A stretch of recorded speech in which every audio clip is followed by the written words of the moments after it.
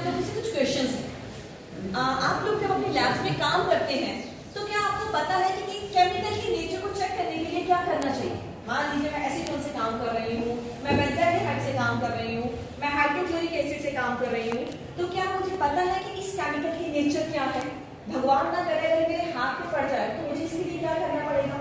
तो ये सबसे इंपॉर्टेंट बातें हैं। सेकेंड बात, जब मैं लैब में बच्चों के साथ काम कर रही हूँ या काम कर रहा हूँ तो बच्चे लैब में काम करने के बाद सारे इंस्ट्रूमेंट्स को गंदा करके, सारे ग्लासवेयर को गंदा करके चले जाते हैं।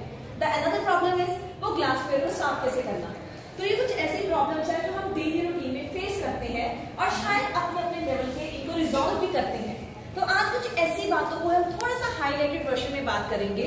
तो आपके पास जो ये सेफ्टी मेजर्स चार्ट गए हैं, इनमें मैं आपको थोड़ा सा बताना चाहूंगी कि तो आपके पास पहला है MSDS चार्ट।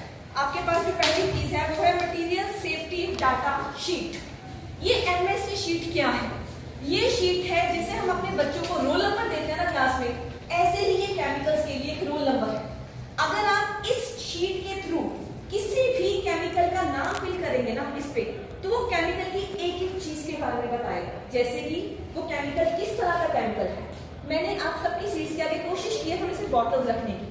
अगर आप उन बॉटल्स को ध्यान से देखें तो हमारे पास इन बॉटल्स के ऊपर एक साइन बना हुआ है, शायद हम नॉर्मली नहीं देखते। आप अपने सामने रखी हुई बॉटल्स को देख सकते हैं, उठा के आप चेक कर सकते हैं, उन बॉटल्स के आगे साइंस बने हुए हैं। अब ये साइन अपने आप में बहुत इंपॉर्टेंट चीज है जब हम किसी केमिकल के साथ काम कर रहे हैं। कहते हैं कि केमिस्ट्री वाले जब केमिकल से काम करते हैं ना तो बहुत खतरा मोल के काम करते हैं, और ये केमिस्ट्री नहीं, यही बायोटेक, फिजियोलॉजी, फूड साइंस, सब डिपार्टमेंट के साथ ऐसा ही होगा। द रीजन बीइंग ये केमिकल्स हमारे फ्रेंड्स नहीं है। अगर मैं आपको इस बॉटल की बात करूं तो यहाँ पे सिंबल बना हुआ है क्रॉस, खतरा। इसका मतलब हम जिस केमिकल के साथ काम कर रहे हैं इसको यूज करने में हमारे लिए खतरा है, और शायद हम ये चीजें देखते नहीं हैं। इसके साथ एक आग वाला सिंबल भी बना होता है, शायद इसमें बना हो, हाँ ये देखिए आपके केमिकल से रखे उसमें भी स्पेशली बनाया गया है। इसका मतलब है इनफ्लेमेबल। कहने का मतलब जैसे ये हल्की सी आग के कांटेक्ट में आया, ये आग पकड़ के धमाका कर देगा। इसका मतलब जब मुझे इस केमिकल को स्टोर करना है तो मुझे इसे किसी हीट सोर्स से दूर रखना पड़ेगा, ये मेरी फ्लेम के कांटेक्ट में नहीं आना चाहिए। ये सबसे बड़ी प्रिकॉशन है। अदरवाइज आपके शायद कुछ सीड्स के आगे ऐसे केमिकल है जिसके ऊपर कोई सिंबल नहीं है। मुझे बता सकते हैं ऐसा किसके सामने? एनीवन? यस। और शायद जो आपके सामने है ये या तो सोडियम क्लोराइड होगा या पोटेशियम क्लोराइड होगा, क्योंकि सोडियम क्लोराइड नमक जो हम घरों में खाते हैं वो कोई भी खतरा नहीं है उससे। पोटेशियम क्लोराइड सबसे सिंपल कंपाउंड, तो जरूरी नहीं हर केमिकल खतरनाक है, पर कुछ केमिकल्स बहुत खतरनाक हैं।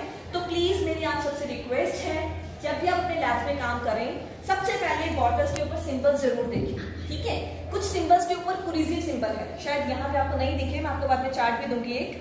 उसका मतलब क्या है कि जब आप उसके कांटेक्ट में आ रहे हैं शायद आपको ऐसा नहीं समझ आएगी, but after 10 to 15 years of long exposure के बाद आपकी बॉडी में कुछ चेंजेस आने शुरू हो जाती हैं, कुछ ग्रोथ होनी शुरू हो जाती है जो हमें समझ नहीं आता क्यों है। वो सिर्फ इन केमिकल्स के कंटिन्यूअस कांटेक्ट में आने से होता है। सो प्रिकॉशन क्या है? मेरा मतलब आपको डराना नहीं है, मेरा मतलब आपको प्रिकॉशनरी मेजर्स के साथ काम करने से है। किसी भी केमिकल को जिस जगह पे आप बैठते हैं उसकी सराउंडिंग्स में मत रखें प्लीज। ये आप सबसे रिक्वेस्ट है कि आपकी जो चेयर्स हैं, जहाँ पे आपके लैब में चेयर्स हैं, उसके एटलीस्ट बहुत पास ही केमिकल्स नहीं होने चाहिए। They must be